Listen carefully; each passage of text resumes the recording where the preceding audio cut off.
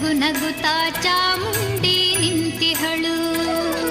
ತಾಯಿ ಹೃದಯ ತಂದ ತುಂಬು ಮಮತೆಯಿಂದ ಬಾ ಇಲ್ಲಿ ಓ ಕಂದ ಎನ್ನುತ್ತಿಹಳು.